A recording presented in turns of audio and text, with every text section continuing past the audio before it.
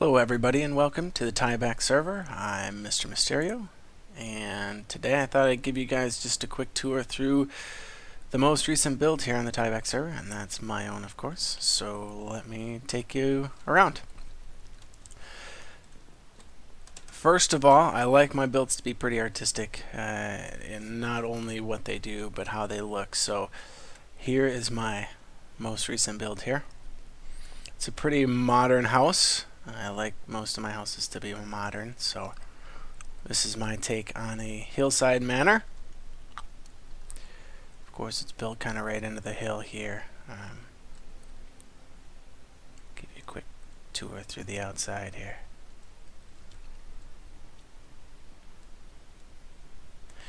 It's built entirely out of course, the red bricks here, since we are in the mesa, and nether quartz blocks, which was quite the struggle in the beginning here to kind of farm up, but as tech increased, it got pretty easy. And I'll give you a good brief look through about how we did it, and of course a tutorial to follow as always.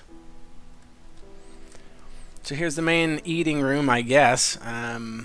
This is basically where all the AE sits. Of course, we got just the normal stuff through here. 75 pages, so it's quite the AE system. And the way I like it is I build AE as quickly as possible and then build into it after that. So that's that. Basically every recipe I've ever made, I try and automate it so that the next time it's not quite so hard. You'll notice with our snapshot we're using a newer version of AE. Here is the quantum bridge here. Again, form and function. Everything should look good, but still get everything you need done with Feed the Beast. So here's just kind of the general operation here. You can see we've got quite the surplus of UU matter and diamonds, as well as nether quartz and uranium. Uranium being the hardest thing to find at the beginning of game because you use it so much for solar panels. I know it's kind of cheating to use solar panels, but I did it because this is, well, obviously it's a modern house. Hippies like solar, so there we go. A quick look through what we got. This is actually down 29 million cobblestone. This was 43 at the start of the day. It's been processing for about two days now to make this compressed cobblestone. You can see it kind of flying through there. With the hopes that eventually we're going to be able to make one of these octuple compressed cobblestone, which is 43 million cobblestone to make one. So my whole surplus will go into making that. You can see it's crafting away here.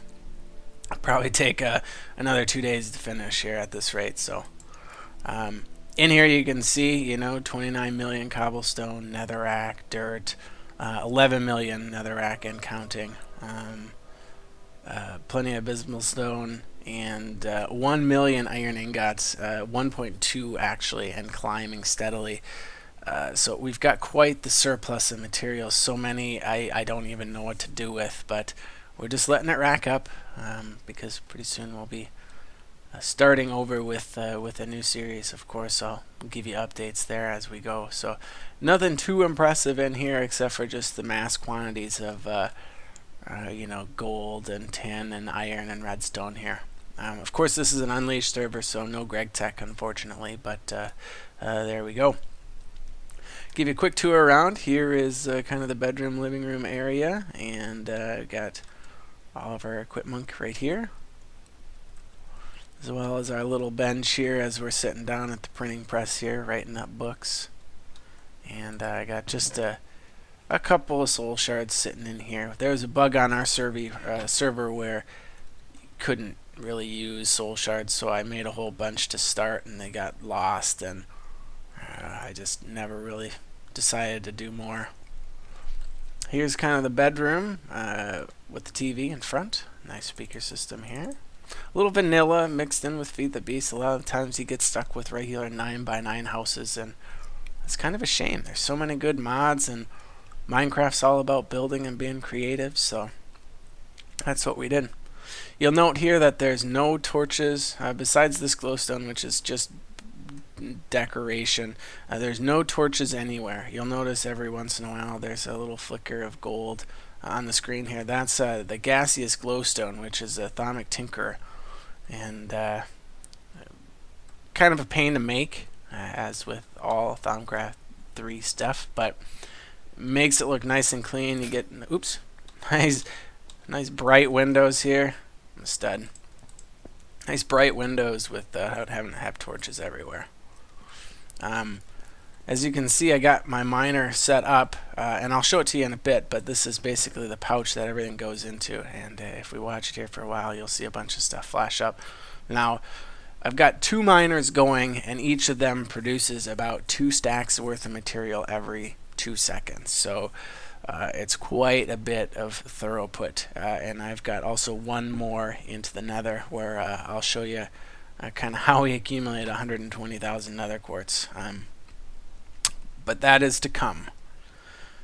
Bibliocraft, I think, just gives us a nice little little things that we can put in here. I got my King Slime battle sign, and I got a couple of hatchets over here, and miscellaneous tools. Everything, of course, is hidden, so you're not going to see a whole lot of wiring everywhere. It's simple AE throughout, but here's kind of this is really the only tech room I have. I was able to compress everything down into these 7 machines right here and really fit it into the looks of everything. So I've got, a macerator here. This is coming directly off of my mining machines. And we got 10 overclockers and 2 transformer upgrades. So we got quite a bit of power coming in here. I think it's around a 10,000 EU per tick, kind of in, of course, 512 packets. So there's a lot of power going through these. So it keeps this full basically all the time. And you can see this just basically runs day and night mining with no input from me, and I'll show you how that works. Of course, here's just a regular macerator. It's what does the nether quartz dust and coal dust, all that kind of stuff comes in through here. Hey foo. Again, all those are then churned here and turned into ingots. Of course, those get pumped into the system, and then again, the same thing as this macerator. This is just what builds the little blocks that I need here. Of course, a regular compressor and extractor, and the mass fabricator. You can see how quick that works. Like I said, I got lots of power running through here, and it just basically runs non-stop, 24/7. And that's, of course, how we have accumulated our 133,000 EU matter. Early stages, this is what we did. Oil basically is what powered this base, making that into fuel. This cell right here, basically just with pipes. This auto ejects, so it's real nice. It can fill up these with oil here and make that into fuel, which then kind of gets pumped into this tesseract, and I can kind of show you where that goes to. Finally, we got some forestry stuff for, I guess this is thermal expansion. This is the Magma Crucible and the liquid transposer. This is solely for making redstone cells and the redstone energy conduit. Where's it at? These things and these things right here. That's basically all these machines do, as well as a pulverizer and an induction smelter. This makes the this is basically my tesseract station. This makes the hardened glass here with 2 obsidian. It pumps in here, and then I always just keep this full of lead, and it will make me my hardened glass when I need it. Finally, same thing on the opposite side. This is for the tesseracts to fill them. You need that ender stuff. These are pretty not very well used machines right now. I didn't get too far into bees here, so it's just, I got a centrifuge. Igneous extruder here. I mean, pretty self-explanatory, as well as a carpenter here. So it's a nice little feature. A little, I think, a little face here for my fireplace, and good lighting. This is really the only lighting in the whole place. So Out here in the sports deck, we have the bar stools. Okay, drinks and whatever you got up there, as well as I think this is kind of a neat little feature. This water was here when I first started, and I decided, well, let's use it instead of just throwing it away. So I made kind of a fountain that, you know, kind of flows across the deck and falls off into the abyss down here. So this is kind of a cool feature. Like I said, this is, you know, built on the hillside. Got a little fire pit here, roast marshmallows, that kind of stuff. Ouch. One more little deck. You can kind of see some of the neighbors are over here. That's my closest one. Fupex is actually right across here, as well as Bevo over here, Bevo LJ. And I got a little beanbag toss game set up here. So if you want, you can kind of play a little beanbag throw game. So just a little touch, something to make it fun, make it different. Got different colors.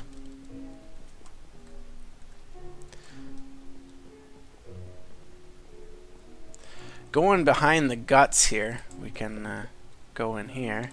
This is kind of the area no one likes to see. We've got all our AE. These are all 64K drives, completely full. Here's my deep storage for, say, my netherrack and the cobblestone. I got gravel and dirt in here as well. I've got this box here, which I'll show you the reason for all this lapis in this block here, as well as here's my input chest for my quarry. So you can see it. All three of them are running right now. They really fill up quick.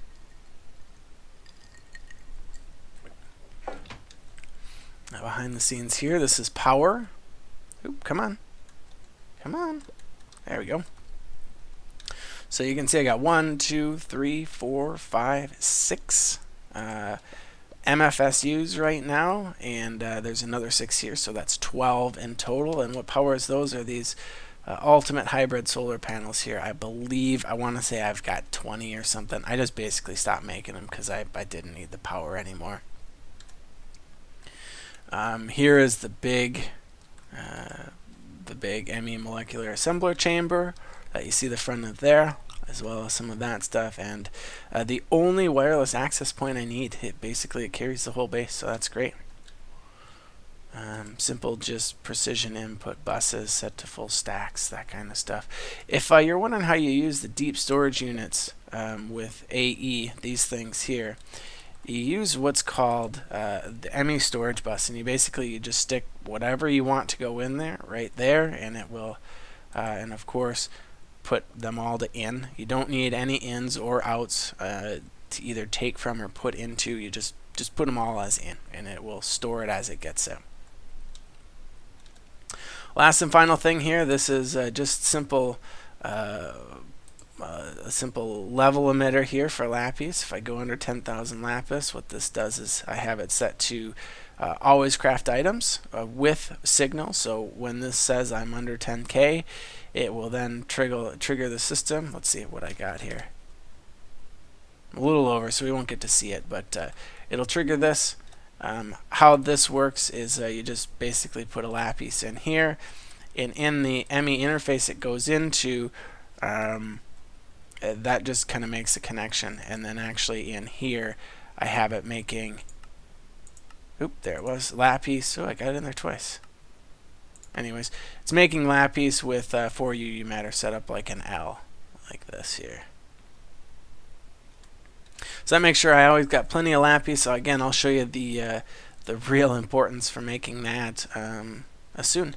Last and final thing here, I was having an overflow problem where if I just set this to full, it was spewing lapis everywhere. So simply I have this gate conditional set up where when the red pipe signal is on, it gives me an energy pulse. And of course this says when there's space in the inventory, say like if I take that out, that lights up, it tells that to pump some out, and of course it's not going to get 64 out. It only, see, when the first one hits it, it turns off. These are all extras in there, and it pumps in about 6 or 8 at a time, just to keep this nice and full. Last and finally, I got just a whole bunch more 64K drives here. These aren't even being used, but I like to plan for the future. Alright, let's keep going. Like I said, even though this is the behind the scenes, doesn't mean it has to look terrible. Back here I got the back side of the assembler chamber, and I got just simply a coal coke oven going 24/7. It just pumps coal in and pumps coal out, and I got this here set up to void any of the creosote oil because I don't need it. And again, this here is a blast furnace that takes blocks of iron as well as any coal coke that comes in and makes blocks of steel. As of right now, I'll show you how long that's been running. I have 774 blocks of steel. Again, steel was really hard to come by in the beginning stages, and I needed it a lot of that and a lot of diamonds for the mining project. So again, just simple setups here. You can see how you set up the pipes to go into your tesseracts here. This is my fuel input. If we walk out here, you can see I got fuel. I have just a little bit of lava because I don't really use it much. It was my main source of power, but I don't use it anymore. There's oil, which as well was a main source of power, and then some mob essence, which I used for a little bit, but past a certain stage, it's useless. Here you will note with the ever-present sound muffler here, I got kind of a cage full of cows, and of course they're over sewer drains here, and they get put into this composter, which basically turns that sewer into industrial fertilizer. You see it kind of come up there real quick. Of course, what that does is it's powering back here. It's making fertilizer, which instantly grows this wheat, and then it gets kind of chopped down. This is mine factory loaded, of course. There's a planter right in the center here, down one block. And here's the harvester. Oop. And fertilizer, you can see here I've got the ME system with facades here just to make everything nice and clean. This is all I really need. I mean, I live on bread, so I'm having some of this. And you can also replace the outside ones here with sugarcane if you want, and it'll grow sugarcane for you. And I just started doing that, and I've got about 5,000, so that should be more than plenty. You'll note a lot of MJ machines, and especially the miner. What that runs on is this big boy right here. It's massive. So let me break it open. I don't go in there much anymore. But how this is set up, and there will be a tutorial of this to follow as well. But it has 3 MFSUs with 3 ultimate solars on the surface here that feed into these, and I can't even remember how many. 1, 2, 3, 4, 5, 6, and 6 is 12. So there's 24 electrical engines here, which basically convert my solar power into MJs to use in my mining machine, as well as everything else around here.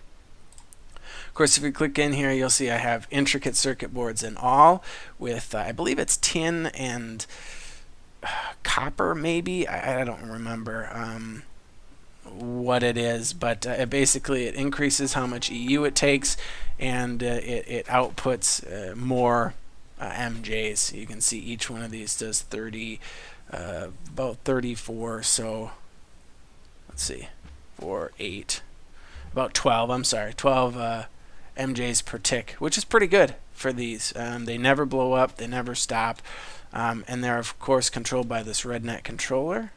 So all the sides look like this. There's some on the bottom here, there's some on the top, some on the sides. You really only need this running 24/7. It only needs 2, but I like the symmetry.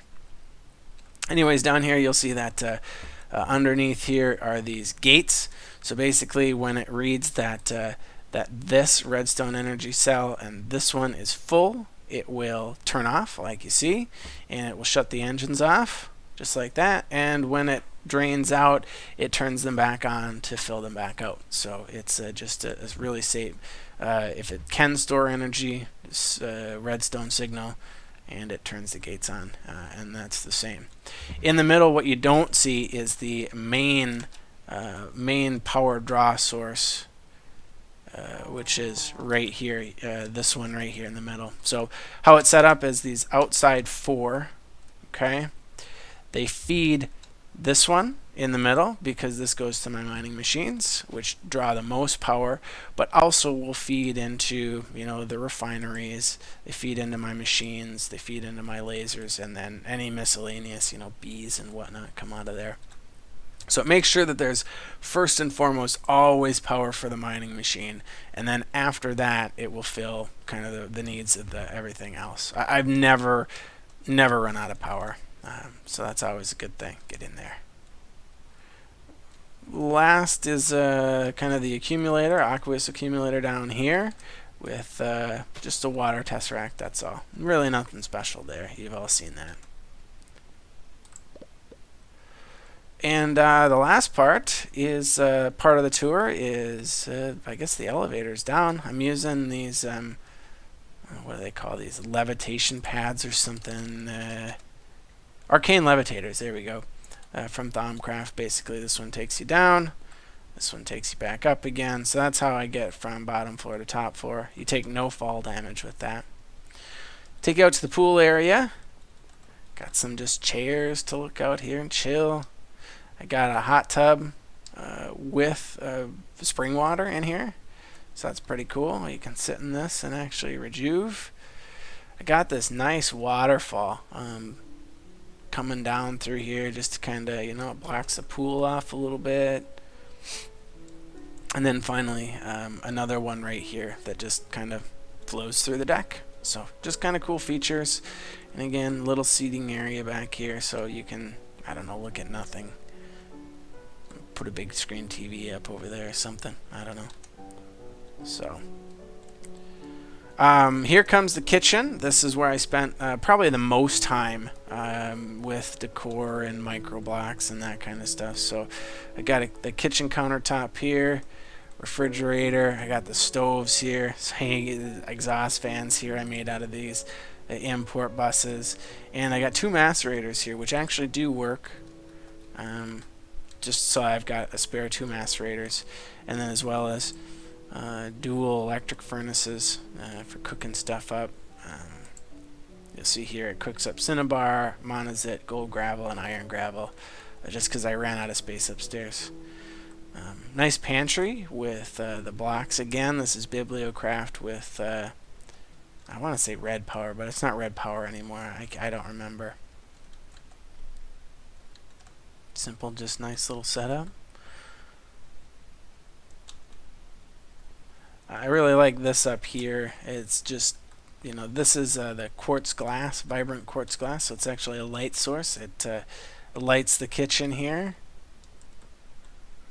And then we've got, you know, the dining room. I got a little tree in the middle here.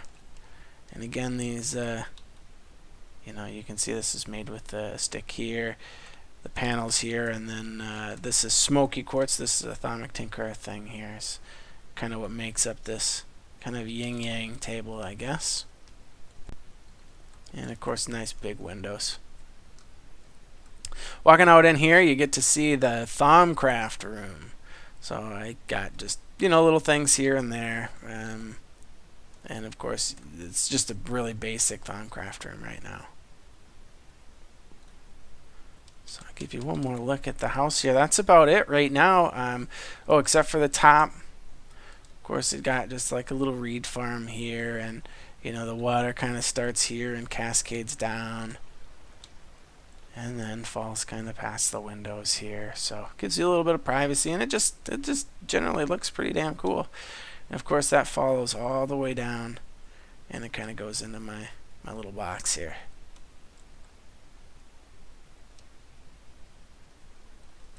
Alright. I guess the last and final thing to show you here would be the solar panels here. Here's all my solar panels. So I got 1, 2, 3, 4, 5, 6, 7, 8, 9 by 1, 2, 3, 4, 5, 6. So it's a 9 by 6 solar panel. So I got quite a few with another 3 over here. So again, making plenty of power. And then of course here's kind of the view through the hallway of machines here.